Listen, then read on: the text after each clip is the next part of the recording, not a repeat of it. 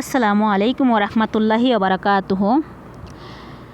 তো ভিডিওটা নিয়ে আসছি আপনাদের মাঝে। তো এই ভিডিওটা করার আগে আমি বলি, এই ভিডিওটা আমার খুব দুঃখজনকভাবে ভিডিওটা হয়েছে। তো যাই হোক, আমি ভিডিওটা শুরু করার আগে তো রাস্তার ওপারে ওই যে দেখেন ট্রাফিকে কিন্তু গাড়ি দাঁড়িয়ে আছে। তো ওই পারে যে বিল্ডিংটা দেখতেছেন সেই বিল্ডিংয়ের পাশে কিন্তু গাড়ি পার্কিং করা, এটা কিন্তু মক্কা।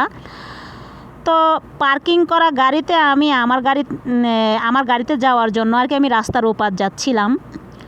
আমি রাস্তার ওপার যাওয়ার সময় হঠাৎ করে আমার সাথে একটা দুর্ঘটনা ঘটে যায়। তো আল্লাহ পাক হয়তো আমাকে বাঁচিয়েছেন। তো সবাই আমার জন্য দোয়া করবেন আমি যাতে একটু দ্রুত সুস্থ হই। তো একটা গাড়ি আসছে পাশ থেকে, একটা গাড়ি এমনভাবে আসছে সজোরে মেরে দিয়েছে আমাকে। গাড়িটা এত স্পিডে আসছে। তো এখানে দেখেন পুলিশের গাড়ি আছে, পুলিশ ওই ড্রাইভারকে ধরছেন, ওই ড্রাইভারকে জরিমানাও করছেন। আপনার 5,000 রিয়াল জরিমানা করছেন উনি। এত সজোরে, অথচ ট্রাফিক যে জায়গায় সে জায়গায় এত সজোরে আসার কোনো প্রশ্নই আসে না। তো অনেক জোরে এসে আমাকে মানে মারছে এমনভাবে আমি ছিটকে পড়ে গিয়েছি।